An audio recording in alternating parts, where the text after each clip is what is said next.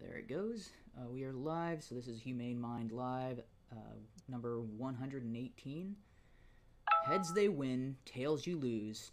Sophist got a Catch-22. And on the docket for today, I didn't send you the links in the Hangout chat. Give me a second here. Post those for you, so that way you can... Sorry, what? So no worries. Yeah, there you go. Alright. So, not a whole lot to cover this week. Kind of vented pretty hardcore on Tuesday, I think, about my frustrations, but this is something a little different. I guess the title kind of should be somewhat obvious, but it's a trend that I saw last week and this week of it's a trend that's been going on for a while, but for some reason everything that seemed to happen that annoyed me this week followed this same premise. And so I'm going to go over, so there's first story I want to cover is hell has frozen over, aka a Democrat thanked Trump. What? Is this the real world? Is it? That? All right. And then my mistake is Trump's fault, but had he done differently, I would get credit. That's I couldn't think of a better way to or a funny pun or something for that, but that's kind of the heads they win, tails you lose that kind of inspired this, and I started to see this in a bunch of other stuff. And all right, so the first clip I've got lined up here this is a pretty interesting story. It's a 5-minute clip from an interview on Laura Ingraham, but I think I'm going to play the full clip and then kind of butt in. And while many on the left are using the coronavirus outbreak to attack President Trump, one Democrat state lawmaker is crediting him with saving her life. Michigan State Rep Karen Whitsitt says her symptoms went away with just a couple of hours of taking hydroxychloroquine, a drug she only knew about because of the president's daily briefings. Representative Whitsitt, it's great to see you tonight. Well, many in the media are just claiming, look, there's no evidence that this drug, which again has been around for 60 plus years. I'm gonna pause it right there. So yeah, the hydroxychloroquine. I did almost my entire stream was talking about that, and I'm like, yeah, this is the light at the end of the tunnel, and it more and more we're starting to see results on this. I think I've been talking about this for at least 3 weeks, and I devoted a lot of the stream I did last week talking about why it's effective and why it's not a cure, but this is an effective treatment until we come up with something that is more permanent. But if it's prescribed like the way it should be, as this is one of the most effective, if not the most effective treatments we currently have, once it starts picking up steam and start being the go-to or the default de facto standard, the death rate that we're seeing from corona is going to drop. All right, and I'll keep playing. There's no evidence it works against COVID. What's your message to them tonight? Well, good evening. Thank you for having me on this evening. I really appreciate this. I really want to say that, you have to give this an opportunity. And for me, it saved my life. And I only can go by what it is that I have gone through and what my story is, and I can't speak for anyone else. So that's not what I'm trying to do here. I'm only speaking for myself. And tell us what happened with your diagnosis. Tell us what happened with your diagnosis. With my diagnosis, it was a very long process. Let me just start by saying that it was a very long process. I have been home in quarantine since the 12th of March. That was the last time that I actually went to session. And from that point on, I just started feeling downhill all the way. And it took the longest for me to be actually get an appointment, get in with my doctor, which was the 18th of March, and getting in with my doctor, and then actually getting the COVID test. So, yeah, I just want to highlight something she said there. Yeah, getting it from her doctor. And that's what everybody has been saying from the beginning. Trump or Dr. Fauci or anybody who's talking about this chloroquine, the hydroxychloroquine, and they're talking about it as a combination. It's not just hydroxychloroquine, but hydroxychloroquine is kind of the primary component. people are recommending hydroxychloroquine and zinc, or hydroxychloroquine and I forget the other name. Wonder why zinc. Well, zinc is a natural immune booster, and so the theory is that the natural properties of zinc boost the effect of hydroxychloroquine. So maybe hydroxychloroquine on its own would have an effect, but maybe it's not enough to prevent the virus from spreading. But when you mix it with zinc, it boosts your body's natural immunities, which makes the hydroxy more effective. And that's why so you might not see results with hydroxy alone, but when you put the two together, it's more likely you'll see results, sort of thing. And the other thing, it starts with an A, but I can't think of the name of it at the moment. But what I'm hearing, the most highly recommended one at the moment is hydroxychloroquine. I gotta look that up because I can't remember what it was. Or maybe you could look it up for me because I've got my browser is using the stream.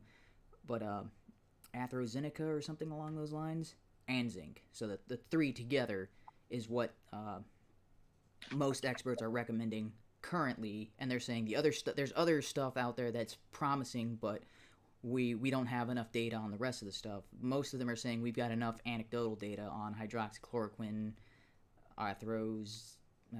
whatever the other A thing and then zinc together. But they all say with a doctor's prescription, because while the side effects for hydroxychloroquine are pretty minimal, and in certain circumstances they can have pretty devastating effects on your system, but usually that's because you have something else going on. Like if you have a liver, if you've had pancreatic cancer, or if you had cirrhosis of the liver, or if you have, kidney conditions, taking this would probably exacerbate those conditions and may cause death where you would have avoided it had you not taken hydroxychloroquine. But hydroxychloroquine usually the side effects are mild enough where they're not life-threatening. And Trump mentioned this in the press conference today. He talked about it's actually the anti-inflammatory that I think, which is the whatever that's being prescribed alongside hydroxy, that might have more severe side effects than the hydroxy itself. But again, with a doctor's prescription, or because your individual health concerns, like for the usual, like the average person, most people are going to take hydroxy and not have any kind of side effects that are noticeable, or maybe a minor annoyance compared to possibly dying. But there are individual cases where, hey, this may not be a good treatment for you because you've got something else that would negatively be impacted by this. So that's why they all, even Trump is saying, yeah, I'm not a doctor. I'm saying if you end up in the hospital with COVID, talk to your doctor and see if this is a possible treatment, because that seems to me to be the biggest problem right now. Is doctors aren't aware that this is out there, and the media keeps hammering on masks and ventilators. And this is another area I gotta go off on a bit of a rant, so bear with me for a minute. Masks do not cure COVID. Ventilators do not cure COVID. They do not lessen the symptoms. They do not reduce the time it is in your system. They do not help you recover. All the masks do is help try to prevent you from spreading it to others, and if you don't have it, help to try to prevent it from being spread to you. If you already have it, the hospitals could be filled to the brim with billions of masks, and it would not make a difference. They could have millions of these ventilators, and it would not make a difference. Now, if you stock these hospitals with treatments for COVID, like the hydroxy combination, that's going to help people. People that are currently at death's door, or so sick they've been in the hospital for days or weeks, or treatments are going to help them. Masks and ventilators are not treatments. Ventilators are the last resort for somebody whose lungs have failed them and they have to have a machine breathe for them. So what I don't understand is this is not an unknown chemical compound. It's been used to treat other stuff. Yeah. It's been in the medical industry for decades now. Yes. So they know most of the minor symptoms that could pop up for somebody having issues with it. And if there are some adverse symptoms, doctors are aware of it. Yes. So why couldn't they prescribe it and say, now I know this patient is on it, let's keep an eye on it? Yeah. I don't know See why that wasn't.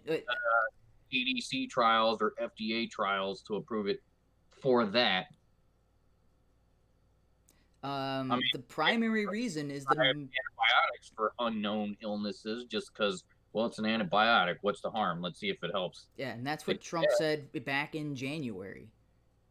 All right, now maybe not January, but it's like the first or second week of February. He said, there's a promising thing out there. I mean, it couldn't hurt to try. Yeah. The worst that could happen. And the media jumped on that and were like, how dare he recommend this? He's not a doctor and he's going to get people killed because they're going to take this. And they took that fish tank cleaner story and ran with that. And the media, even at these press conferences, they've been saying, "Oh, you're not a doctor. How can you recommend that people, try this out? And aren't you responsible for that?" And it's like, are you kidding me? That's like saying I'm not a physician, but maybe a little exercise could help. Yeah. Yeah. Oh, From the time I can't give you exact training regimen. I can't tell you what you need for your current ailment, or if you got arthritis or whatever, maybe you shouldn't get a treadmill. I can't tell you. I'm not a physical therapist, but what's the harm? Try some exercise.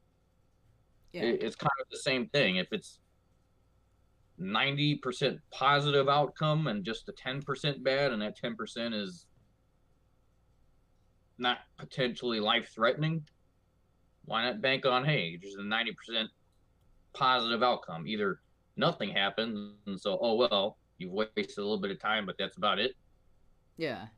And or you get a good result. And that was one of I think it was kind of Trump hitting it out of the park in the press conference he just had like an hour or so ago. The reporters are asking him about the side effects of hydroxychloroquine. It's like, is it responsible to recommend hydroxychloroquine knowing the side effects of it? And he's like, people are dying right now from COVID. That side effect. I was like, what side effect from hydroxy could possibly be worse than dying now? Yeah. I mean, he didn't say what could possibly be worse, but he did say people are dying right now from COVID.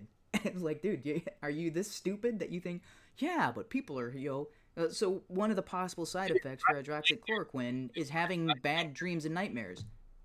Oh, bad dreams and nightmares. Oh, I'll take the lungs collapsing, please. Yeah, I think it's still this weird Trump derangement or anti-Trump sentiment coming from mainstream. Yeah. Oh, that's yeah. They do not realize they are endangering potentially tens of thousands of lives. Yeah. Because a potential good thing that's been available for decades, you just go talk to your doctor. They've got it. They already know how to regulate it. They already know dosages because it's been used for decades. Try it out. Give it a week or so. See what happens. Yeah, and there are various versions of chloroquine. Hydroxychloroquine is the one with the least amount of side effects and the least severe side effects. And it seems to be the most commonly recommended, at least from when I was looking it up our last conversation. Yeah. So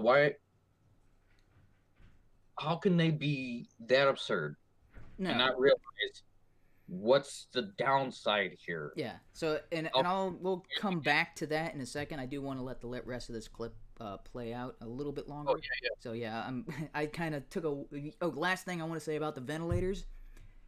We aren't using all of the ventilators we currently have. Nope. We have stockpiles of thousands of ventilators, and only about half of them are in use for people who have had situations where they need a ventilator because of COVID. And people are like, oh, I can't believe the government isn't giving us all the ventilators, and people are demanding.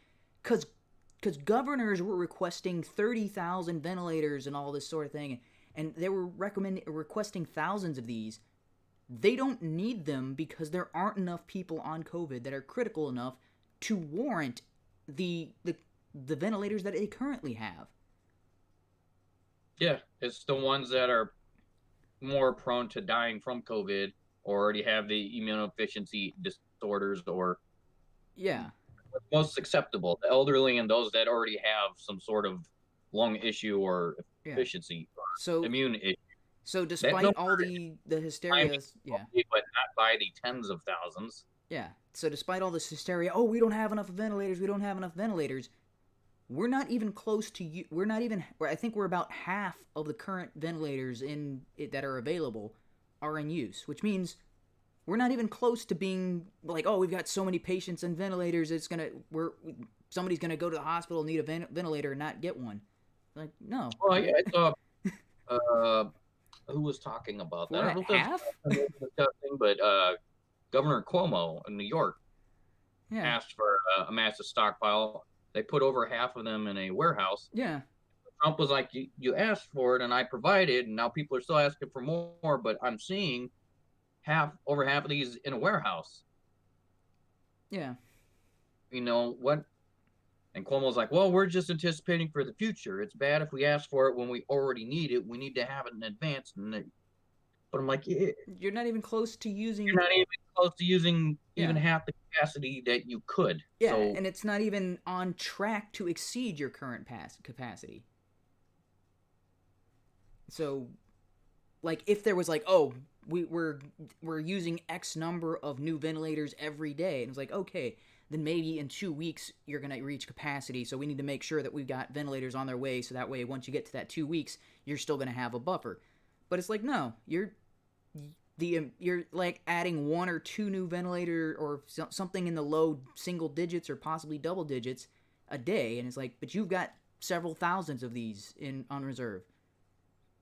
It's gonna, at this rate, it's going to take you close to a year to reach your capacity for ventilators. You're good. Yeah, that's if the rate goes unchanged and continually like that. Yeah, if it on its current trajectory. Yeah. So, all right, let's keep playing this clip here. Time I actually had an appointment, getting checked, and thought I had a infection, and maybe a little bit of pneumonia.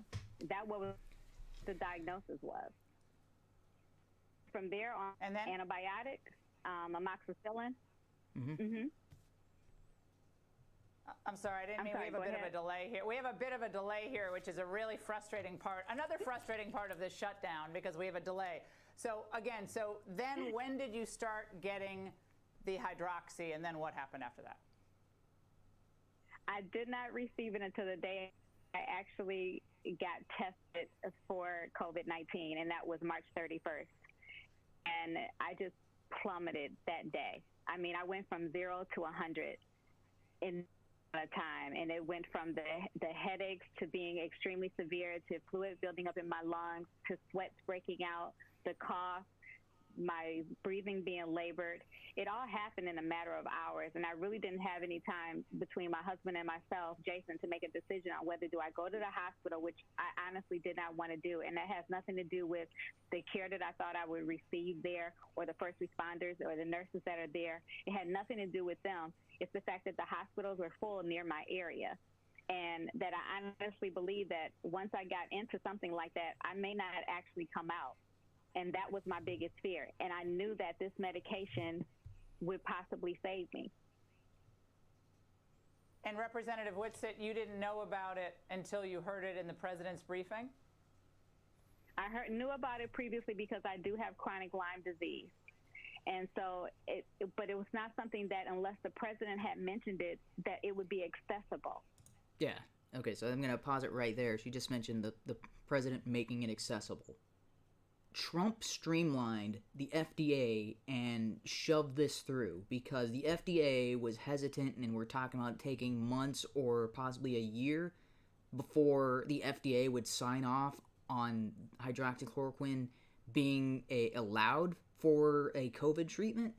So it could be prescribed off labels or off-label. It's been prescribed off-label because it's intended for malaria, but it's been prescribed off-label for HIV and arthritis and lupus, or is it lupus? Yeah, lupus.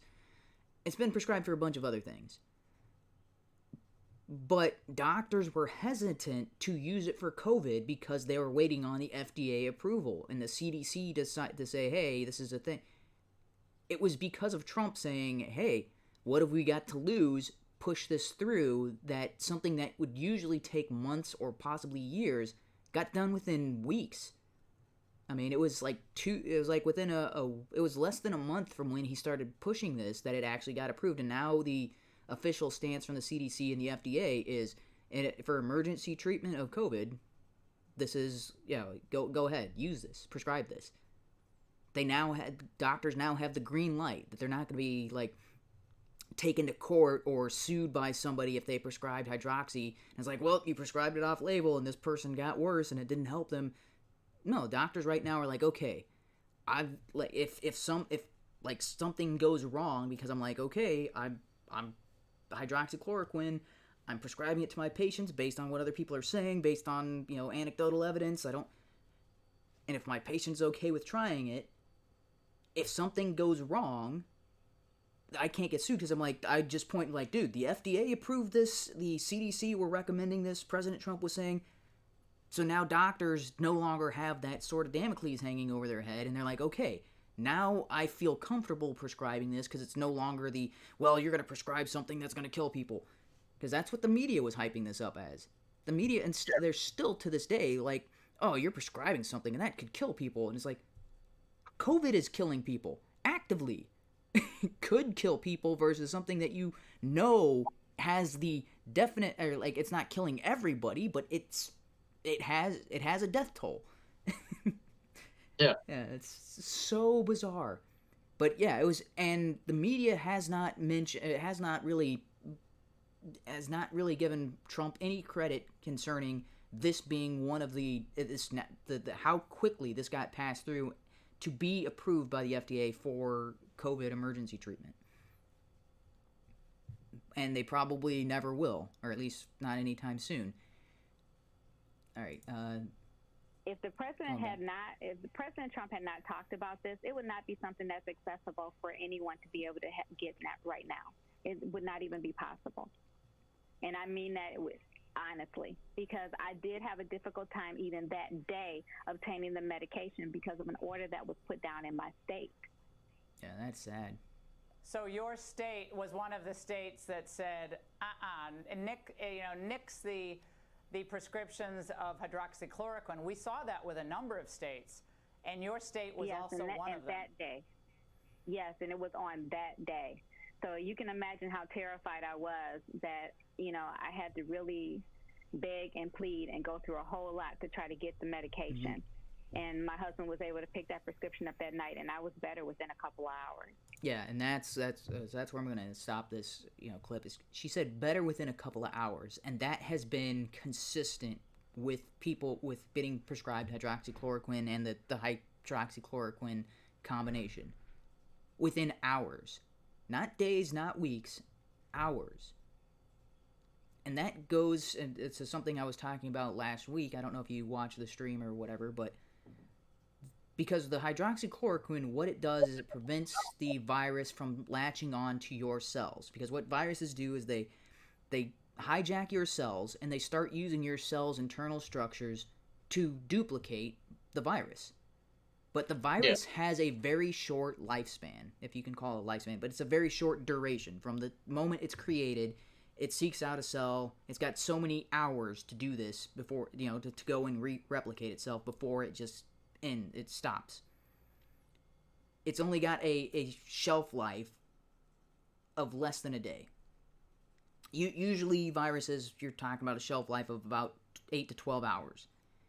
So in that 8 to 12 hours, all of your cells have blocked off the access this virus would use to infiltrate your cells because of the hydroxychloroquine. The viruses can't get into your cells, so the ones that are currently in your cells will keep replicating themselves, and then the ones that they create can't latch onto any new cells. Well, they hit the end of their shelf life. the one that's inside the cell dies off, and then all of your symptoms start to go away because there's no active viruses in your system after that time period, because none of them could latch onto your cells and start reduplicating themselves. So within several hours, all of these viruses are dormant, or at the end of they're no longer active in your system, and then your body just goes and cleans them out and is, hey, full recovery. Yeah, so it sounds like you'd only need a few days prescription, maybe like a week at most. Yeah, and that's why that even further reduces the side effects, because the side effects, for the most part, for chloroquine and any combination of chloroquine, are for prolonged use of chloroquine. Now, the side effects can get more severe, but it's prolonged exposure to it, because it takes a toll. It is a toxin and it wears on your system because your system's constantly trying to purge it from your system. But a couple of days or a couple of hours of using it, there's a whole list of side effects or potential side effects for hydroxychloroquine and various other versions of chloroquine. But if you're taking it for a couple of days, the odds of that, if you're taking it for more than a month, even, the odds of one of those side effects coming into play is not big. Usually it's taking it for months at a time, like you would do for malaria, because you're in a country where mosquito bites have rampant with malaria. You're usually there for several months, and like the FDA, I understand they have approval process. They want to make sure that when a medication gets released and they've put their stamp of approval on it, they've covered all their bases as far as they can tell. But generally, what they're approving stuff for would be normal over-the-counter medications, or new food additives, things that people will be taking long term. Mm-hmm. If it's a food additive and it's companies are using it, then people could be eating it for years or decades. Yeah. There were certain I know when I started doing the vaping stuff, there was something called popcorn lung that was popping up because it was like dimethyl something. It was used as a artificial butter flavoring, but it turns out when you breathe it prolonged, your lungs, your celiac, start to inflame and look like popcorn inside. Yeah. So the FDA had to ban it or put special regulations on it. So stuff where it's in our food and you're going to be using it constantly makes sense. But when you have a pandemic and people are dying and the country is literally shutting down, this is not, hey, you're passing a medication that's going to be sticking around for 20 years, 30 years. Yeah. It's a temporary easement to stop the pandemic from spreading and collapsing your entire country. Run some really quick trials, see if it has an effect on the pandemic, especially if it's a known, combination of chemicals that they already know most of the side effects long term. And if it looks like it's working, put the news out. And here's the other crazy thing. It's not just Trump who's recommending this. Don't prescribe it for more than 2 weeks. They don't need it. It's not as if Trump was like, there's this virus thing going around. Let's try eeny, meeny, miny, mo. Here's a list of things. Hydroxychloroquine. That sounds like something. Let's just start prescribing that. No, he based that on what other people were telling him. Yeah. What medical professionals, other countries are recommending this. Other countries are using this as a treatment. It's not Trump by himself, in a vacuum making the decision like, oh, we should try this hydroxychloroquine. Because that's what all the press is acting like, and all the Democrats are acting like he's operating like, okay. He just made it up. He's a kook. He's not listening to the rest of his medical staff. I'm pretty sure the rest of his medical staff is like, old procedure, no, we can't recommend anything because it hasn't gone through approval. Yeah. But just mention it because doctors can't prescribe it without our approval. Yes. It's already there. Yeah. And so I think Dr. Fauci, while he's the expert that everybody keeps deferring to, I think he's going to have a bit of blood on his hands because he was so hesitant, and because the way he was talking about it, I think he was trying to play politics rather than just get some info out and say what's the worst that can happen. Yeah. Because if you have a doctor who says 100% this will work, or this is this, or this has been approved, people are going to trust them. But if you're the doctor that let's give it a shot, and one bad thing happens, now your rep's on the line. So But unfortunately, he went the other way, and it says, "Oh, well, we can't guarantee anything, and it hasn't been approved and all." And then the media, they focused on that, and they started running with that, and like, "Oh, Trump's full of it because look at Dr. Fauci saying this." And I think that completely took it was like a gut punch to the potential of a life-saving treatment. I mean, either way, the press took him out of context because Trump is saying, "Give it a shot." Dr. Fauci is saying it's not approved for COVID. Yeah. Not that it's not approved at all. And they just kept saying, well, it's not approved at all. Yeah. Is basically the mainstream media was pushing it as. Yeah. And here's the other thing. It's not just other countries that are recommending the COVID combination. Andrew Cuomo, governor of New York, has been talking about the hydroxy as a treatment and has been talking about, recommending it, and the doctors in New York prescribing this. He's been talking about that since mid-February or possibly earlier. Because his state has the biggest the largest outbreak area or center in the U.S. and has the highest death toll right now. Yeah. His state. It's on his hands if things are being held back and he's not taking action. And so that's where this is where they people who are on the left or Democrats or whatever you want to call them, this is where the heads I win, tails you lose come into play. Because they were hounding Trump, saying he hasn't been doing enough, and yet here he is saying, here's a potential treatment, and they're like, oh, how dare you recommend a potential treatment now? And he's like, you're not doing enough, you're not helping people, people are dying because of you. And he's like, here's a potential treatment. Hey, how dare you recommend a potential treatment? That's like, but wait, I'm not doing enough, and anytime I do more than what is being recommended, like, you can't win. Because Andrew Cuomo, they don't hound him for recommending this, and they're like, oh yeah, Andrew Cuomo is a good guy. He's the man of the hour for them. Well, no matter what Trump does, he loses. So they'll praise him for overstocking on ventilators, saying he's trying to get his prepared. And they will criticize the government for not providing enough ventilators. Yeah, the one that provided them in the first place because he asked. Yeah. So he would not have gotten those ventilators without Trump's administration saying, okay, if people are asking, we need to give it. We need to find out how we can get enough ventilators and fill these requests. It's like they're both trying to do their job while looking away from each other and yelling how each other's not doing their job.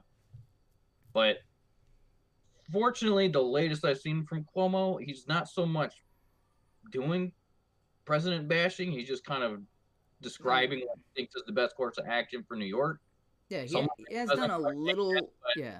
So he's been kind of talking out of both sides of his mouth, because he's been saying they haven't been providing us enough masks and enough PPE and enough ventilators. And then when questioned on that, he's like, oh yeah, every time we ask for something, they give us. And it's like, what? Yeah. But for some reason, he's the man of the hour, can do no wrong. And when Trump is doing, like, you can see these clips side by side, everything Trump does is wrong and bad, even if they're the same things Cuomo is doing. And everything Cuomo does is good and perfect, even when it's acknowledged that he's asking for stuff he doesn't need, even in his own admission, saying, oh yeah, we don't even use all the stuff we currently have, so, and every time we ask for it, we get whatever we're asking. So it's like, they always win no matter what, and you always lose no matter what. It's like, that, what kind of worldview is that? It's such a bizarre... It's a worldview where mainstream media's main job is to take down their opponents and to be able to make sure that propaganda they push is going to be received. That's their job. That's why they're so adamant against Trump, because he's using their mainstream coverage against them. Yeah. When he opens his mouth and says something, they go to push their normal agenda, and it fires back on them because they didn't take it in the proper context. They're trying to nitpick on his usage of certain words or verbiage, while the rest of the country's like, I understood what he means. I know you don't like his rhetoric or the way he said it, but I get the gist. So he's kind of talking through them, and they don't like it. Yeah. And so the next clip here, I couldn't find the original video clip, so I'm going to play the clip that Mr. Reagan found in his video. So, yeah, it should have a timestamp on the one I sent you, but I'm going to play this, because this is another example of heads I win, tails you lose. Number 1, the mayor of New Orleans blames Trump for her refusal to cancel Mardi Gras. So the mayor of New Orleans, her name is LaToya Cantrell. She decided that we're just going to let Mardi Gras go ahead despite the coronavirus threat, which is fair. A lot of people weren't taking it quite as seriously as they probably should have at that point, letting these events go forward. And a lot of people got sick, and now I think New Orleans is like the #1 hotspot for coronavirus, like the most people are getting it and dying and stuff. So she goes on Wolf Blitzer and she says, I'm gonna pause it right there. So he did say the #1 hotspot. What he means is, so right now we're seeing what looks like the top of the curve. Like the number of cases, the number of new cases is starting to slow down. And we're hoping that we're reaching the top of that peak and coming down the other side where we're going to start to see a reduction in cases going forward. Whereas New Orleans is seeing the largest spikes of new cases. Like, it's still on its upward trajectory, where most other places, upward trajectory has drastically slowed down. That would make sense, because if the rest of the country started to become aware around January, and they continued with Mardi Gras, where it's just where that... Mm-hmm. That is what it was at mid-February. Yeah. That means a lot of the infected people are now going to start popping up on the radar. Yeah. All right. This is all Trump's fault. Watch here. Experts say, Mayor, that the Mardi Gras celebrations at the end of February in New Orleans may have actually played a role in accelerating the spread of this virus. More than 1 million people came to your beautiful city at the time. We're showing some video of that. Do you think Mardi Gras should have been canceled or postponed this year? Leadership matters. When it's not taken seriously at the federal level, it's very difficult to transcend down to the local level in making these decisions. If we were not taken serious at the federal level. Well, so right out of her mouth, she's in leadership. Yeah. She's... So, but here's the thing. In January, Trump established a task force to look into COVID and seeing if it was a big enough threat where we need to do something. In January, he closed down, he banned travel from China. That was in January. Yep. In January, when everybody else was downplaying, saying this is no big deal, Trump's overreacting, and in January. In February, he was like, okay, so it's probably not going to be as big of a deal. Because at the time, the CDC, the WHO, and all these people were saying, okay, it's not going to be any worse than the flu, and the president's overreacting probably. And so Trump was like, oh, I guess it's going to be kind of closer to the flu, so, but, just to be safe, we're going to keep at this. And then a couple weeks later, then it's like, oh, it's the most deadliest thing. It's the 100-year plague is back. There's a plague every 100 years or so. Oh, it's back, and it's going to kill millions of people. And he's like, okay, we're going to go more serious. We're going to start recommending quarantine stuff. And now they're like, oh, you didn't react fast enough. So, like, out of everybody in the U.S. who was reacting to Corona, he was the only one doing proactive things in January.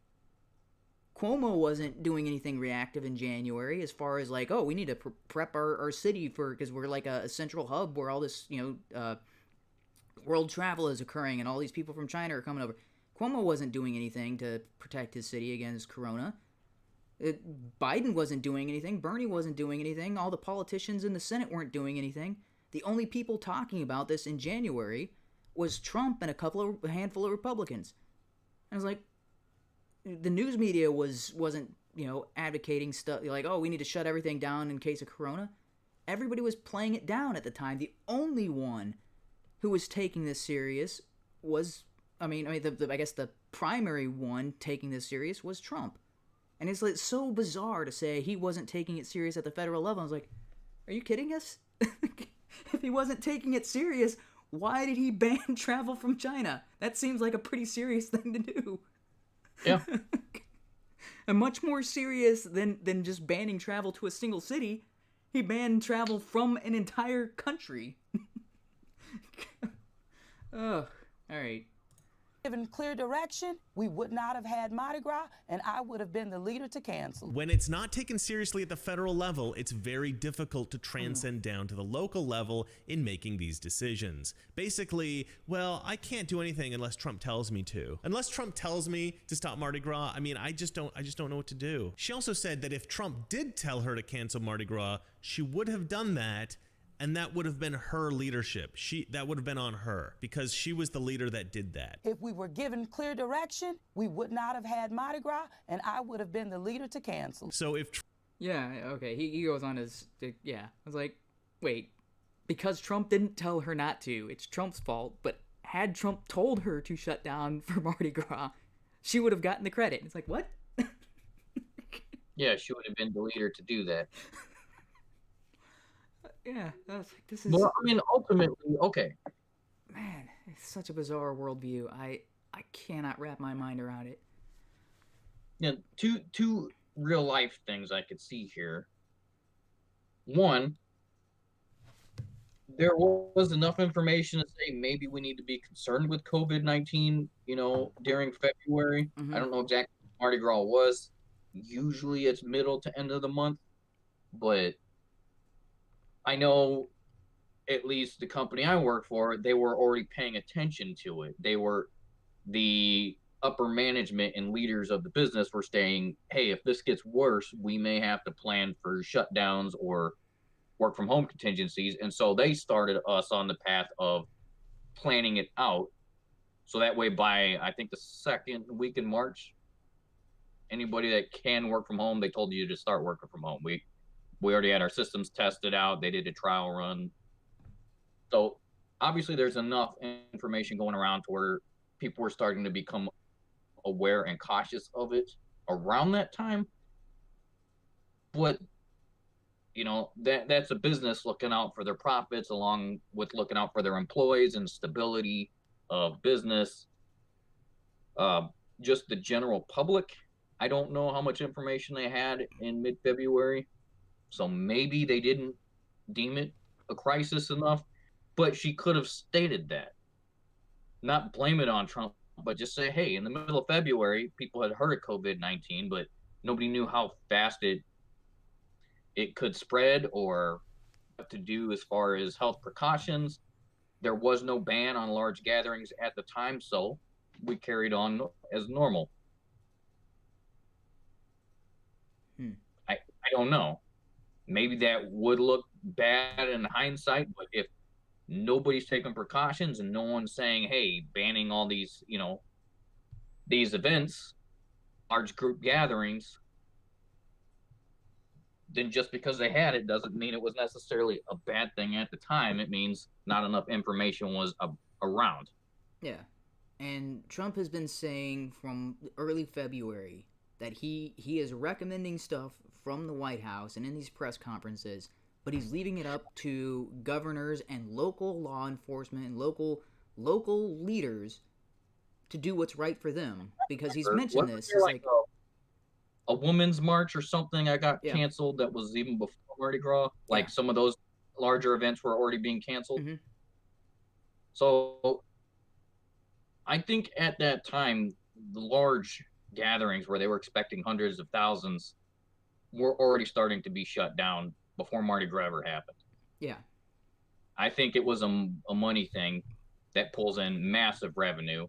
And they said, hey, you know what? It doesn't look like it's that big a deal. We're just going to continue. Yeah, but then doesn't want to take the responsibility. Yeah. But now that it's turned out that may not have been the best idea, now we're just going to blame Trump. Because, I know at least by mid-February the information was out there, and I do recall larger events being shut down already. Yeah. And Trump has gone on the record several times when, like, oh, why don't you make all the states practice these quarantines? He's like, no, because that would be dumb. We're advising certain precautions and certain behaviors, the social distancing and wearing a mask when you go out in public and, work from home if you can and all that sort of things, and shut down if you're not if you're not an essential business and that sort of stuff. But he's been saying there are certain states where this isn't a problem, where COVID isn't spreading, and to recommend that they shut down everything when it's not going to help anything. Like, a certain state, like, I think Montana is relatively, like, very few cases, and you're talking about huge areas where there's nobody around for miles. Stay isolated in your house because you don't want to spread COVID to you don't want to travel 15 miles to meet somebody who might potentially have COVID. And you're like, what? There are the one size fits all does not make sense for the United States. Now in New York, Cuomo has issued the quarantines. Like, yeah, it makes sense because it's a problem there. Like, if you look at the outbreak around like, it's something about 60 to 70% of the U.S. has minor cases, like in the single digits or possibly up to 100, and that's it. There's thousands in New York. Yeah. So why would it make sense to be like, oh, lock down everything all over? It's like, it's not going to help in areas where it's not spreading, or where it's not a huge cluster of them. Yeah, well, I mean, additionally, each state is supposed to be deciding what they do on their own. Yes. Unless it becomes a national emergency, which at that point, COVID was not considered a national emergency as far as, martial law and lockdown and basic government takeover of everything. Yeah, it's supposed to be left up to the states. That is exactly what was supposed to be done. Yeah. So as information came out, they put the information and said, here's what we have. These are some recommendations. You guys run your state. You run your city. So you decide. Well, we're just trying to find information as it comes available. Mm-hmm. All right. So those were kind of two examples of the either way I'm blameless, but you're always to blame. And this is, like I said, this has kind of been a trend that's been going on for years. It's not just, the entire Trump impeachment and all that sort of stuff is Trump's evil and bad no matter what, and we're always the good guys no matter what sort of thing. But I kind of want to take this more towards the philosophical view of setting up the rules so that way you can't ever lose and the other side can't ever win. And did you watch Jean-Guy Francois versus Stefan Monalou? Because I think that was kind of for me. It was a couple of weeks ago, maybe a month ago. I think it was like within the last 2 weeks or so. But he did this. Yeah. Monalou a while. Oh, it was one of the most frustrating debates I've ever seen because JF continually changed the rules to make it so that he would he can. Was he a guy that has been on debates with Sargon? Yeah, he was one of the moderators for what was that guy's name? The white nationalist guy. Richard Spencer. Yeah, Richard Spencer. Okay. So Styx, Sargon, and Richard Spencer. He was JF was one of the moderators in that. But so he has a worldview where nothing is true, and yet he was a scientist, and he talks about things being factually true. And every time Stefan was like, "Okay, well, can you have a square circle?" And he's like, "Oh, taxicab geometry, you can have a square circle." And he's like, but taxicab geometry, well, that first off, JF doesn't understand taxicab geometry at all. Like, his description of what taxicab geometry actually is. Taxicab geometry is a rounding error. Okay, so what taxicab geometry is instead of having pi be 3.14 blah, blah, blah, blah, blah, instead, pi is 4. Because it makes simple. So what it does is you can have simplified graphs based on a grid of blocks, similar to the way a taxi cab would go around corners and around buildings and stuff like this. It simplifies math, but it is but you can't get accurate measurements with taxi cab geometry because it is rounded, and it's not rounded down; it's rounded up. If you tried to use taxicab geometry to design a bridge, you would kill people. Now, when you're talking about city blocks, if you're off by a couple of inches or a couple of feet, nobody cares. No big deal. If you are designing specific, intricate machinery or structures that people's lives depend on. Why is it called taxicab? Is that just the radius that they normally travel in? No, it's because it's designed like blocks. Like it travels the way a taxi cab would, where it's going down lanes and then taking right angle turns. Okay. Everything is right angles because there are no curves in taxicab geometry. Everything is angles because it simplifies the math. It makes it much faster to do very big calculations when Gotcha. Okay, go up 4 blocks and then go east. Yeah, it makes math much simpler when precision is not an issue. Like if you need precise calculations, you're going to get something drastically different if you're using taxicab geometry to create your shapes and whatever. But for very large numbers, taxicab geometry is kind of it would be very hard to do some mathematical calculations without simplifying it to this level. That's why it's used. And so his interpretation of it is, oh, but that means there's square circles. And it's like, even by taxicab geometry's own stated principles, is like, no, that's not a square circle. It is representing what would be a circle in the real world as a square. It's not a circle. It is a representation. It's not an actual physical circle. And he keeps saying, oh yeah, this is a square circle. And I'm like, no, even by taxicab geometry's own stated principles, its own rules, it is a square. It is representing a circle as a square. It doesn't mean the circle actually is square. Relative perspective makes everything subjective, therefore there are no absolute truths, is kind of his standpoint. Oh yeah. Yeah, and he did this repeatedly because he would say something and he would say, you are wrong, but then he's like, oh, well, isn't that a statement of truth? And he's like, oh, no, it's not a statement of truth, that's just my perspective. And it's like, then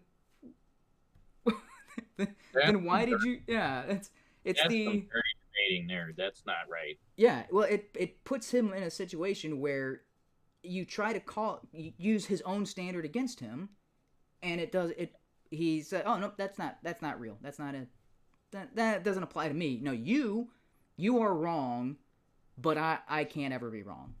And you're like, well, then what? This is not a debate. This is what's the point of talking and discussing? And I can't believe Stefan had the patience to stick out with the conversation as long as it went. He kept trying every time. He's like, okay, based on what you've said, you should be backed into a corner where you should see a paradox in what you're claiming. And every time he would put him in that situation, JF would be like, no, that doesn't apply.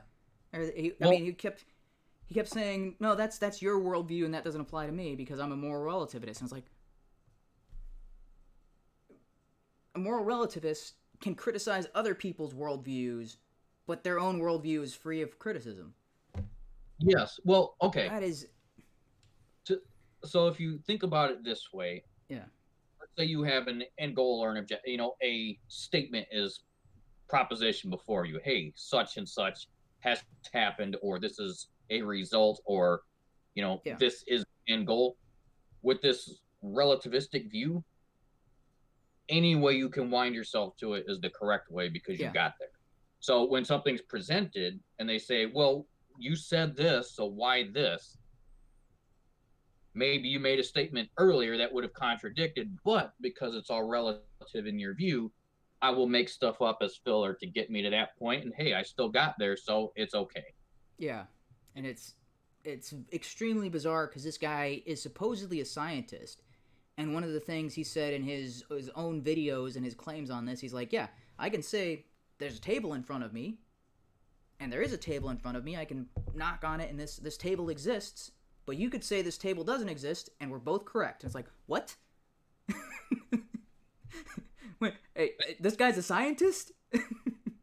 Wait, this guy has written scientific papers, and he thinks that it's equally valid for him to claim a table in front of him exists, and for somebody else to say that table does not exist, and both of those can be true at the same time. What? Yeah, the way that would work from his viewpoint is pretty much... But anybody, even a blind person who can just put their hands on it and say, oh, yeah, that's definitely a table there. But you can't do science if that's your worldview. There would be these extreme possibilities or potentialities where the table does not exist. Therefore, it also does not exist. Yeah, but you kind can't. of like Schrodinger's cat thing where you don't know until you go look, and now you find the outcome, but without looking. It's that idea of as long as I don't define it, there is no definition. Yes. But that's not true. There is a definition with or without you. Yeah, you can think that tables. Yeah. That definition, you're ignoring it because you want to. Yeah, it's the same. So I wish Stefan would have called him out with a more realistic example. Like, okay, so let's say you are walking down you're following some tracks, and I say to you, those are train tracks, and you say, no, they're not, they're moose tracks, and then you get run over by a train. Does your worldview saying that they're not train tracks, does that work? Is that realistic? Because that's putting your worldview to the test. Can you make a claim that, no, I'm not on train tracks, and then have that be valid as you get hit by a train? Or you could even simplify that and say, let's say you died. Are you dead? Can you change your mind later? Is that also relativistic? Yeah. You being dead or alive, is that a relative or is that an objective fact? Is that finite?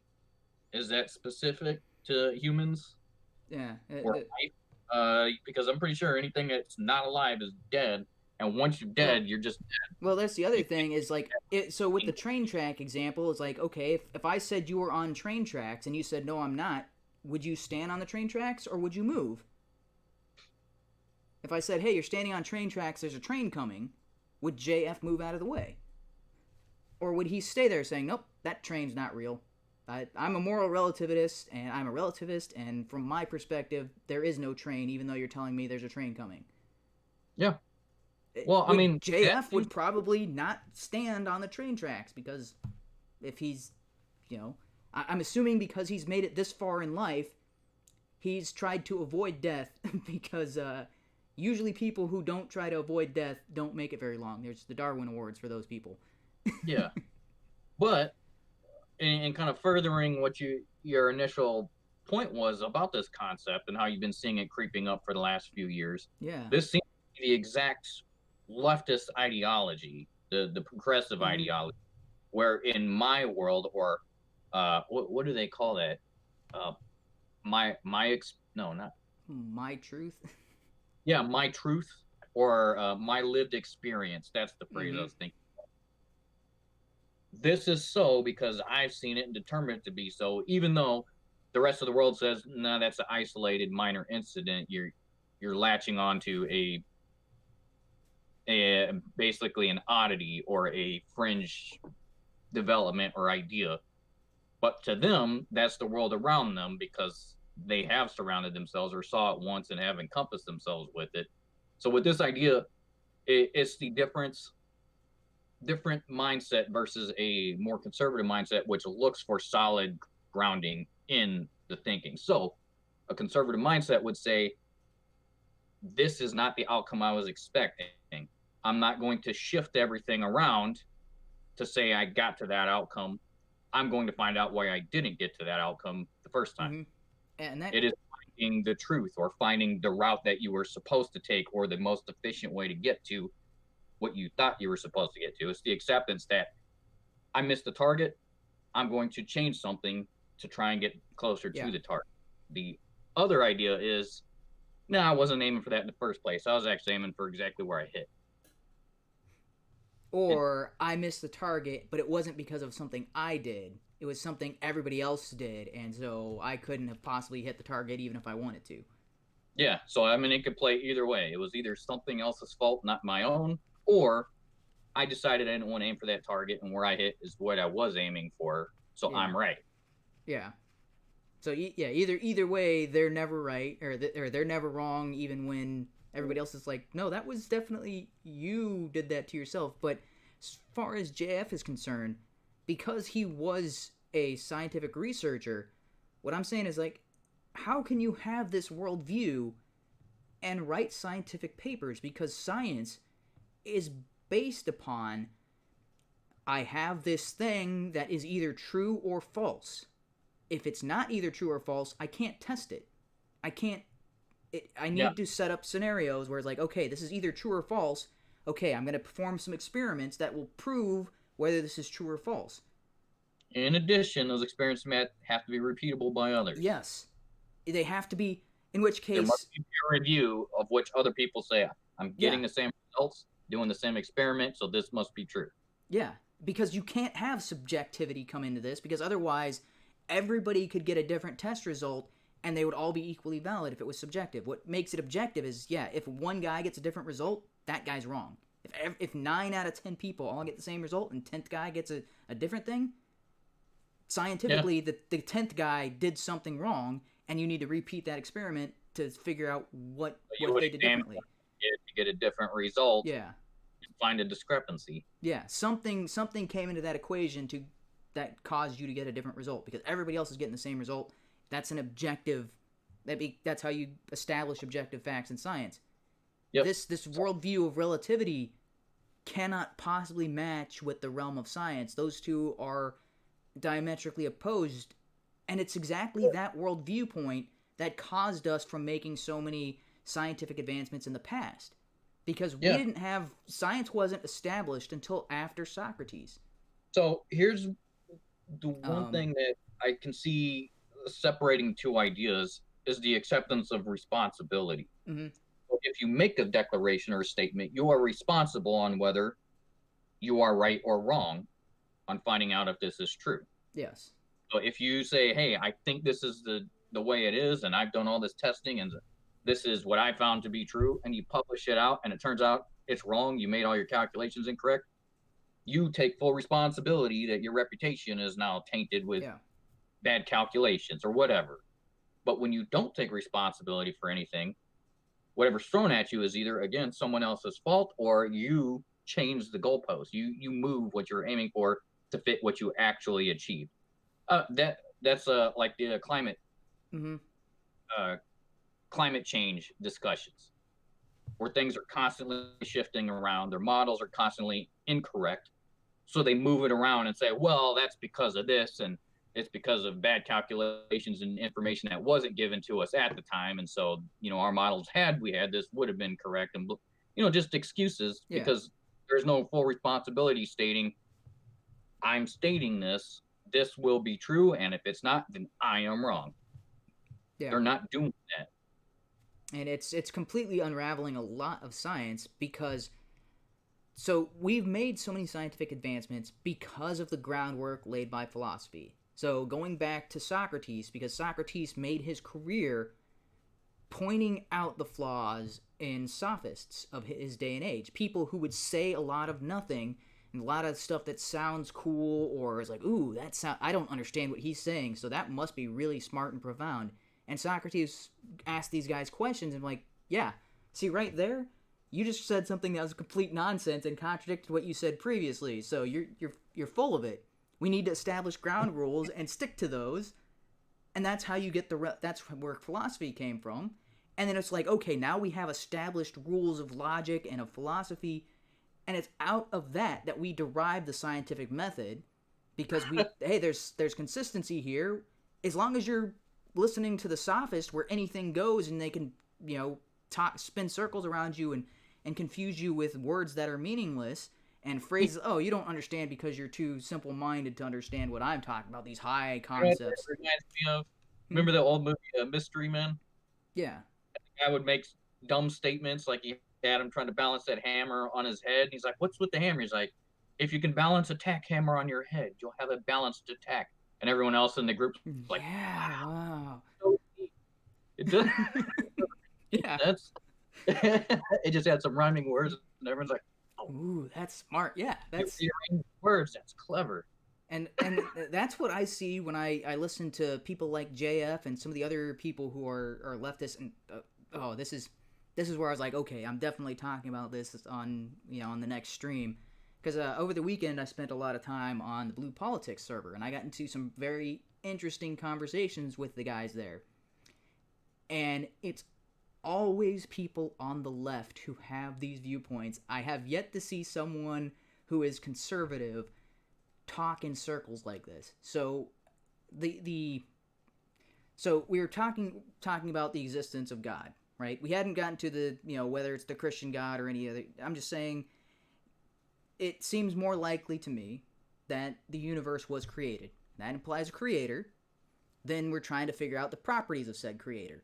The person I was arguing with said that in order to be a creator of this universe, that entity would have to be all-powerful and all-knowing. And I was like, okay, that's the typical definition, and I don't see the inherent flaw in this. He's like, no, but if this entity is all-powerful, then this entity should be able to do whatever it wants, including logical contradictions.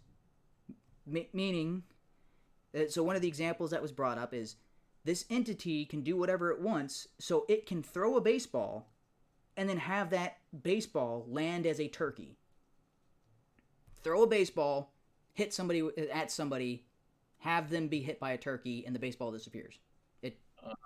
That's what this entity should be able to do. And I said, that doesn't make any sense, because if this entity is all-knowing, it knows that throwing a baseball will result in that baseball flying and that baseball hitting the person.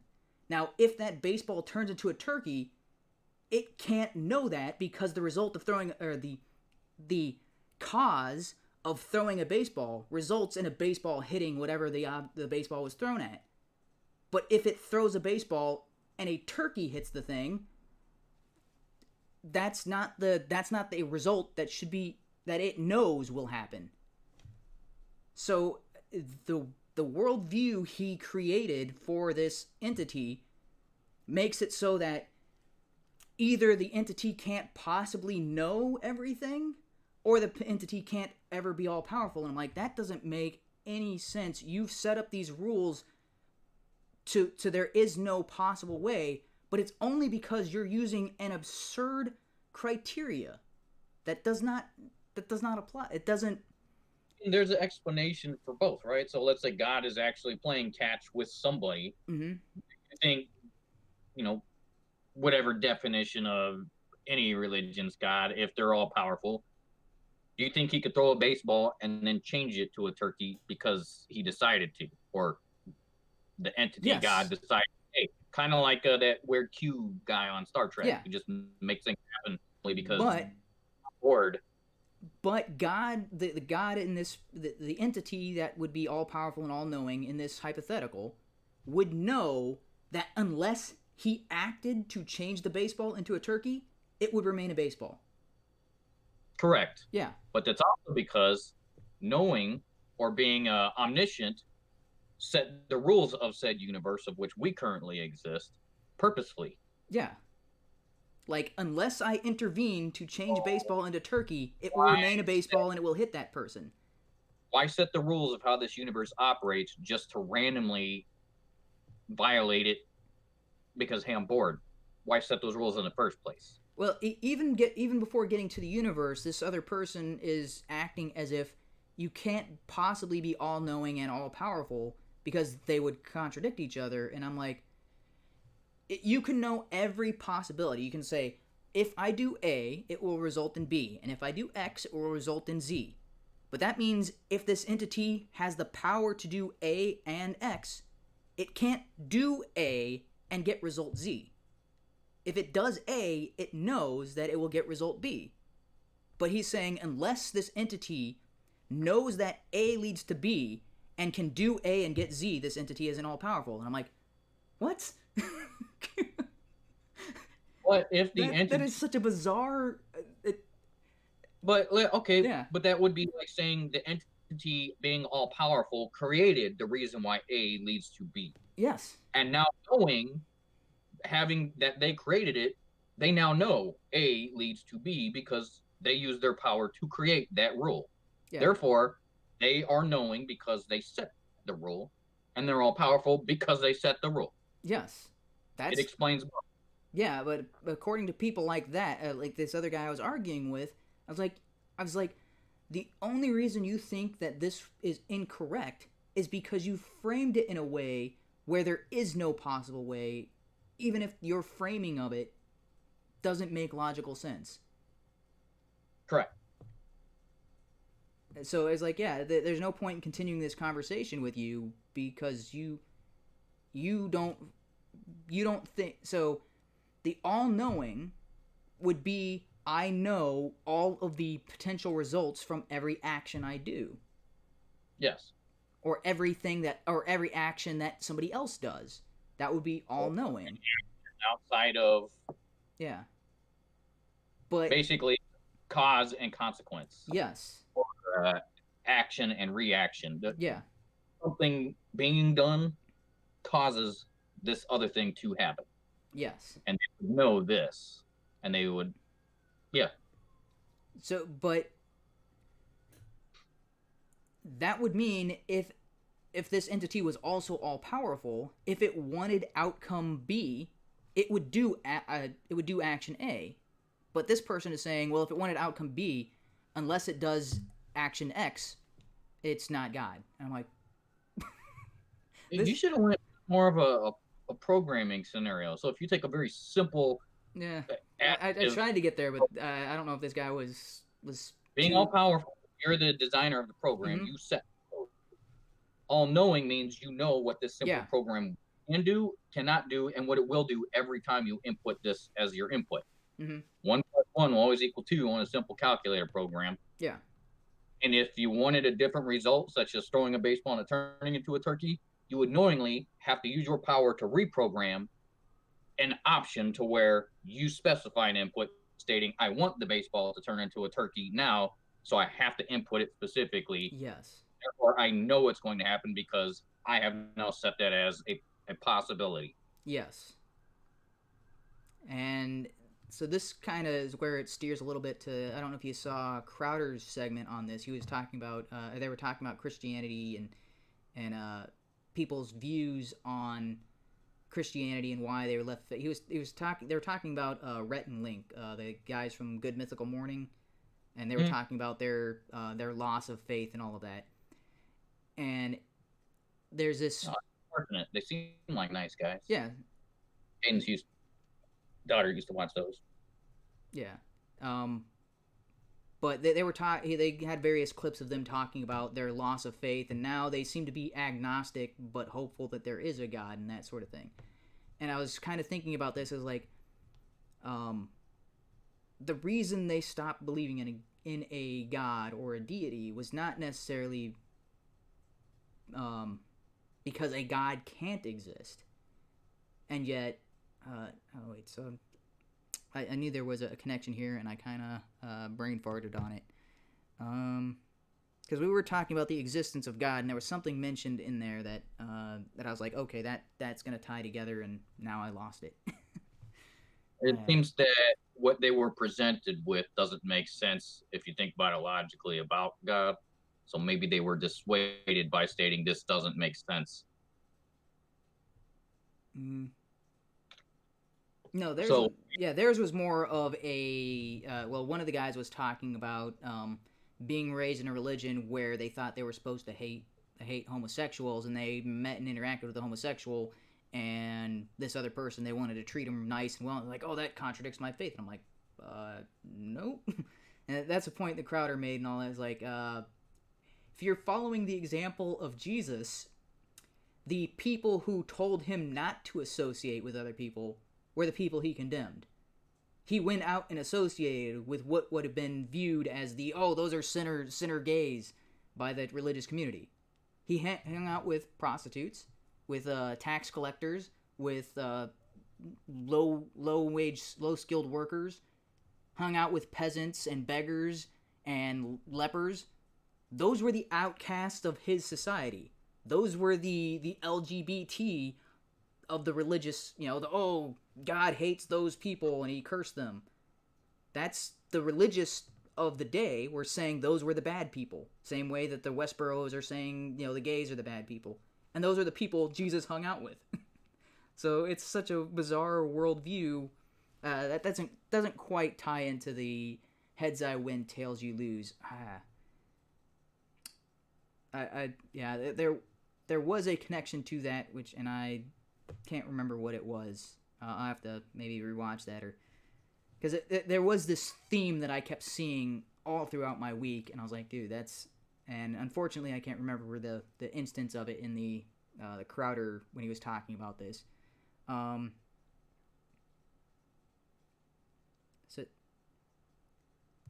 Okay, here it is. So because you were talking about the programmer, right? And the programmer building this program. And people make the argument against God that you're just going to do something because God says so.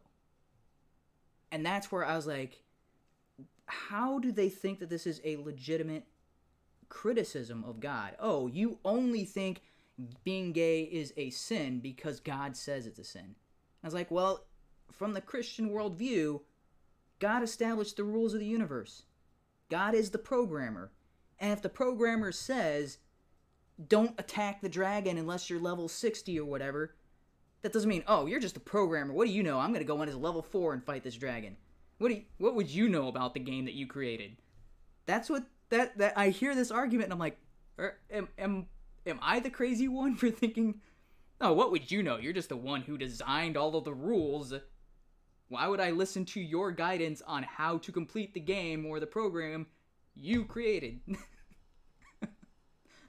It's so, but this kind of does tie into the heads I win, tails you lose, because they've crafted this argument where just because God says it's so, I'm going to rebel against that, even if it's the correct thing to do according to the one who set up these rules. They say, I'm going to avoid how you shouldn't do what the person who designed this says to do. That'd be like,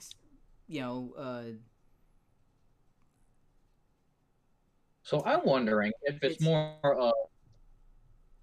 well, this is kind of the point I want to make. Is it all boils back to the original sin of rebellion, and that's what this heads I win, tails you lose mentality is. It's rebellion against what is true. It's the anything but the truth goes. Because the truth means I can be wrong. The truth means I can be false. But as long as I rebel against the truth, I can never be wrong. Oh, okay. Yeah. That is the mindset. Yeah, it's I was kind of along the side of that in the earlier part of the discussion, but yeah, I think that kind of sums it up. And so for me, I was like, I kind of, it was that, like this week, it was kind of a moment of clarity that all of these instances of all of these things that you're like, dude, that makes absolutely no sense. That why are people doing this? Why are people it's anything to rebel against the truth. And that's why they're like, they will say something, and when you try to hold them to it, nope, gotta rebel from that because that's you're pointing me towards the truth. Pivot, side, move the goalpost, whatever it is to rebel. Whatever it is to rebel. It's and I mean, if you're based on my Bible studies, all sin is rebellion. Because sin is described from the Bible as separation from God. If God has the perfect plan for you, deviating from that plan is sin. That's deviating from what God is saying that you should do. That's rebellion and sin. They're one and the same. I was like, that's... And once you... Like, oh, man, that makes so many more things simplified, at least for me. And it makes it so sad to see people holding on to these arguments as if they are valid simply because they want to rebel. Because it's like... It is such a destructive, not for God and not for the church, but for themselves. It's like, if you know, like, so like, let's say the COVID example, tying it back to that. If people are saying, hey, take this hydroxy stuff, like if Trump's out there saying, hey, try this hydroxy stuff, it's probably gonna save your life, and they're like, no, not gonna do it because Trump said so. I was like, And yet that's, I was like, that is, you're gonna, this, just because this person is saying it, or just because, the authority figure says this is something you should do, and they're doing it not because it benefits him, although they try to claim he benefit financially from, I don't know if you heard this, so this is the latest claim that came out today about the hydroxy stuff. Is he even in the pharmaceuticals? How does that help? He owns one of the companies he has a mutual fund, and part of that mutual fund invests in a company that has the name brand version of hydroxy. And it was calculated that the amount of shares that he would own in that company based on investing in a mutual fund that invests in this company would be somewhere between $99 to a couple of $1,000. If they must not know what a mutual fund is, then that's... Yeah.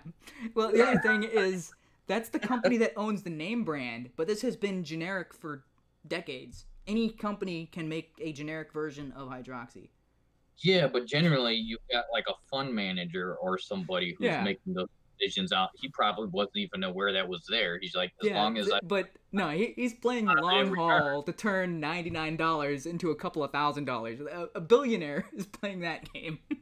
He's going to jeopardize the entire country to make a few $1,000s.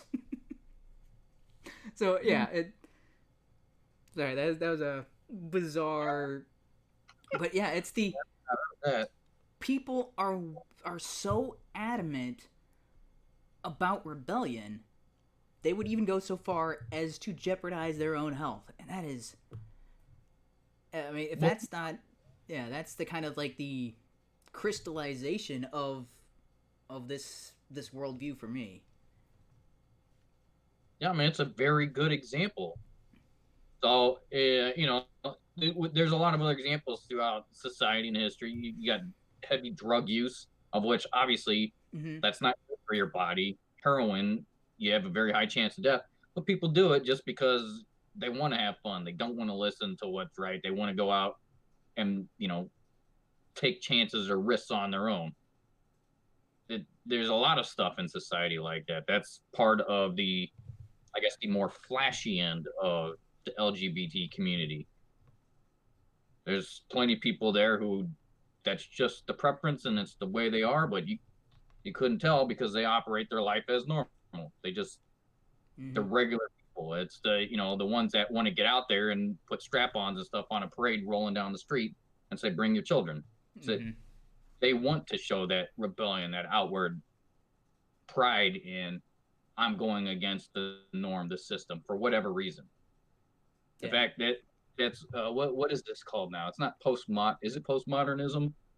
Where they're basically trying to tear apart what has been brought up currently. Say, well, nothing else to do. Let's tear it all down. Yeah, and Sargon also had a video kind of this week talking about that, where he's talking about an article where they were talking about canon, stop making canon such an important part of your franchises. Canon's not essential. It's like, okay, so this is, I was kind of trying to wrap this up, but I'll make this kind of, because it was talking about Star Wars and how the more recent Star Wars ignored, they basically just destroyed the consistency of that universe. Yeah. So one of the big thing is in the film, they take all of their warships into hyperdrive and crash them into the Empire's spaceships at hyperspeed, and it destroys them. And you're like, why didn't anybody do this before? This completely defeats it makes everything that happened before this completely unnecessary, because they could have been doing this the whole time. They could have had what was it, hyperdrive missiles? Yeah. Instead of missiles or tomahawks like we got now, just hyperdrive missiles. They hit hyperdrive as soon as they get to a certain why bother building a Death Star when you can take any TIE fighter and turn it into a destructive missile? They could probably shoot a missile to a planet. Yeah. There's no need for anything in any of the movies ever. Yeah, and this article is talking about, you don't need cannon. Here's another this one kind of irked me. I don't know if you saw Altered Carbon Season 2. I started watching it. I didn't like it. No. So if you haven't watched it, it's a big thumbs down from my part. It took a lot of to get so caught up. The only redeeming-ish storyline was Poe, the Raven AI. You know, the Edgar Allan Poe AI. Yeah, well, I've seen him in there, and he's like glitching. Yeah, he's glitching it. So that was the only interesting thing in the entire. But they destroyed everything that the first season took all that time building up. So, and this happens like it's the second to last episode or the third to last episode or something like that. So the reason the main character, what's his name? I'm drawing a blank on the name. No. I keep thinking. Like Takeshi or something? Yeah, Takeshi. Yeah, so the main thing that makes him special is he can jump to different bodies and adapt really quickly and become combat ready almost instantaneously and go and fight. And yet, the bounty hunter in Season 2 does that. So, at the very first episode of Season 2, he jumps to this other body and is so disoriented that he gets stabbed and he's, completely out of it. He gets his butt handed to him. And this is somebody whose combat is like supposed to be really good at this. Like towards the end of Season 2, the bounty hunter chick goes into his body and then immediately, like seconds, starts just walking around and starts shooting up stuff. And you're like, it took him hours to adapt and that was fast. Yeah, he always has to go find a mirror and stare at himself for a while. Yeah. I thought they set that as part of. Yeah. It's like, he finds a mirror, looks at it, he can recover, and then but he's still a little unsteady. None of that for her. And I'm like, this is in the same season. Oh, okay. Yeah, that messes up a lot. That's what. Really? Why is he special then? Because somebody else just did it. Everyone thought he was an amazing person because he's supposed to train himself to be able to hop from body to body where everybody else one or two times and their brain gets messed up. They can't handle the stress. Yeah, and hopping too many times, it's like, no, she just hops into his body and goes in. In fact, that's kind of the whole premise of the series. It's called Altered Carbon because he has the ability to jump between these carbon bodies. Yeah, so which is not normal. Yeah, so it was a complete shift in narrative. It completely undermined so much of what made it cool and interesting in the first season. It kind of makes me worried about Witcher Season 2, but as far as I know, the same showrunners from Witcher Season 2, or Season 1, are returning. Like, all the same people are back for Witcher Season 2. Altered Carbon was a completely new showrunner. I wasn't even expecting a Season 2. I thought it all just wrapped up after the first season. Oh, that was a cool one season show. They should have left it. Well, there's another inconsistency in this series that really bugged me. So I like Anthony Mackie. He's been in other stuff, and I was like, I think he's a talented actor. But in the first season, the two guys playing Takeshi, they have similar mannerisms. They look completely different, but there's a consistency in the way that there's subtle little differences and stuff like that, but they act very similar, whereas Anthony Mackie acts like a completely new character. Why even bother calling him Takeshi if he's not acting the same way? He's not the same.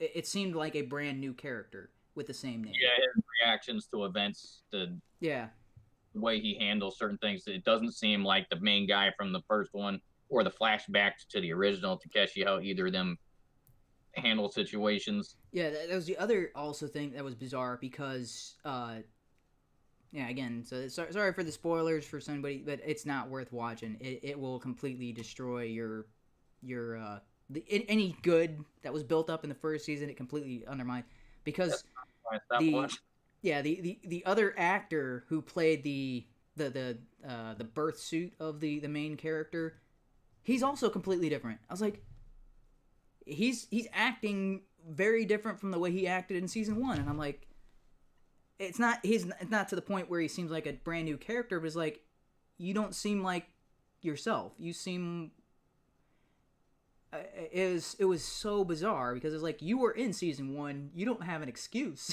I don't. Yeah, but I like mean, Anthony Mackie wasn't a part of the first series, so I could kind of understand where he's trying to emulate some of the mannerisms, but isn't quite there. But the other guys, like, you had them down in the first season. How did you lose them? Yeah. Yeah, I was. Yeah, and right, so he can only follow along with what's given and what the director wants for the series. Yeah, it was. Yeah, it was a big disappointment all around because it did not maintain its consistency, and it was that. And if you listen to what the showrunners and all that sort of stuff, they're postmodernists. You know, oh, you don't really care, and yeah, oh, we took out all the boring and noir feel of the first season to make it more action packed. I'm like, that's what made the first season good. It was an investigation series. That was the whole point. That's why. That's what made it cool. That's what added. People like that noir aspect. I thought that's it was what made it unique. But the way how he was stoic and somber and just kind of didn't care at the beginning, but slowly got more invested. It was like a crime drama slowly unfolding. Yeah. You know, it wasn't a Western shoot 'em up or something. It's kind of like Blade Runner the series. Yeah, and that's exactly what the showrunners said. Oh, they got too much criticism for being too much like Blade Runner, so we went a different direction. I'm like, that's the appeal. Well, the funny thing is, when Blade Runner first came out, Ridley Scott said it wasn't 100% complete. The studio kind of changed some stuff, like with the voice overlays and whatnot. So then, like 20 years later, it's now considered a masterpiece. Yeah. People like those kind of movies. Mm-hmm. It feels more intellectual when it's not just a bunch of mindless shooting. Yeah, because the studio wanted to make it more of an action flick, and they were like, "Oh, it's too dark and it's too, you know." I think people like that. Yeah, the whole, that's why it's 90s action genre. Even the Expendables, like the first one, people kind of liked it. Just it was, hey, you got a bunch of old action stars. The second, third, I don't even remember. Yeah, I don't remember the plot lines. I kind of remember some action scenes, like when Antonio Banderas shows up and he's doing parkour stuff. That's funny. I think that was the third one. And then the Chuck Norris shows up to tell a Chuck Norris joke. But as far as the rest of the movie, I don't remember a thing. I'm like, but there are, like, Blade Runner, you can... Schwarzenegger finally start being able to shoot something. Yeah. Because the first, he just showed up and walked out of a church. Yeah, and it's very similar with a lot of action flicks from the era when Blade Runner came out. As you remember, like, you watched them, they were kind of popular, but they're not movies you continually go back to, whereas Blade Runner is like one of those films you keep going back to. You're like, dude, that was a really... Yeah. Because the stuff that, with the action that you're, like, Commando, I remember watching it, and I remember some scenes of certain things blowing up and, you know, shooting a rocket launcher at the bad guy or whatnot. But I don't really remember the whole movie. Whereas movies like Die Hard, excellent action sequences, like the roof blowing up and jumping off the fire hose. But there's all kinds of filler in between where he's talking to himself because there's nobody else there. He's crawling through the pits and, you know, picking glass out of his feet and, like, character development. And the only one he can't talk to is the cop on the ground with the walkie-talkie. Yeah. That's one of the best action movies ever. It's because half the movie is not action. It's getting into the mind of the hero, the guy going through all the problems. You see him dragging himself across the building, just looking for a pair of shoes that even fits. You wouldn't think in a hostage situation that would matter, but in this circumstance, matters a lot.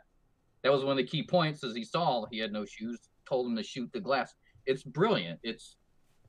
That's the action stuff people like, when the action makes sense, but you got character development. I think that's why the more-ish type films, if done right, people enjoy it. I don't know why you'd want to get rid of that. Yeah. Have the action, but have the intellectual. All right. Well, it is getting close to 9 o'clock here, so I'm going to go ahead and end with a little clip that has kind of nothing to do with the rest of the conversation. I guess it has a little bit to do with it because it is related to COVID, but I'm going to end with this little awesome clip.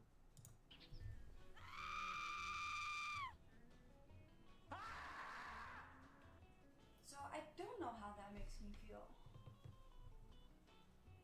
What do you think?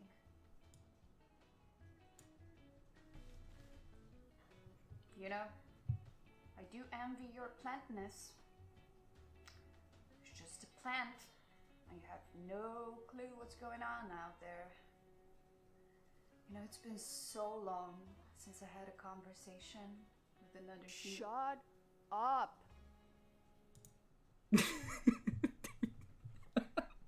Oh, that is brilliant.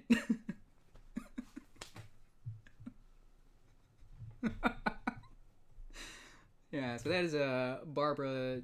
Well, formerly for U2C, she's got a new channel, Barbara 2.0, and it's not all comedy.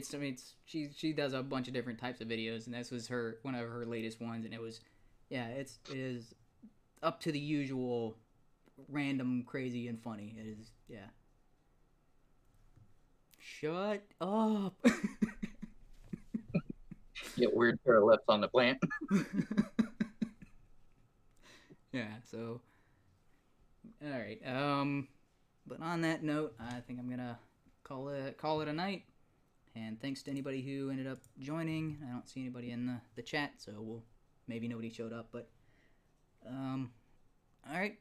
I'll see you probably next week. And yeah, I keep trying to move to Tuesdays, from Tuesdays to Mondays, and it's not working out. So until this quarantine kind of lets up, Mondays are probably a no-go for both of us, because it seems like, yeah, everything is pushed to Monday, and Mondays has become the most important night of the week for some reason I don't understand.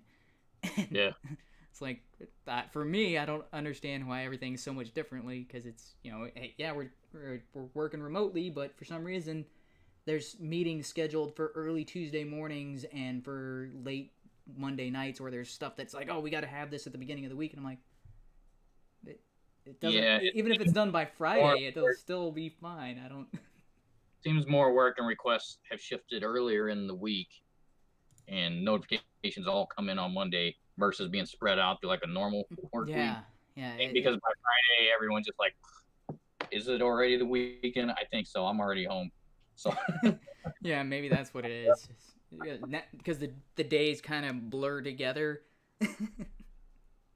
Yeah. So like, was that Tuesday or was that Wednesday? I don't know. Everything's exactly the same. And I sit in front of my computer, and then when the day's over, I stay in front of my computer. Yeah, I'm forgetting stuff. So I've had to set 2 different alarms just to remind me now when it's Monday morning versus like a weekend. Yeah. So I've got an alarm specific for the weekday. So I guess that's part of why Mondays and Tuesdays have become so work heavy and so front loaded. All right, but thanks to anybody who ends up watching this. Hope you enjoyed, and we'll see you again next week.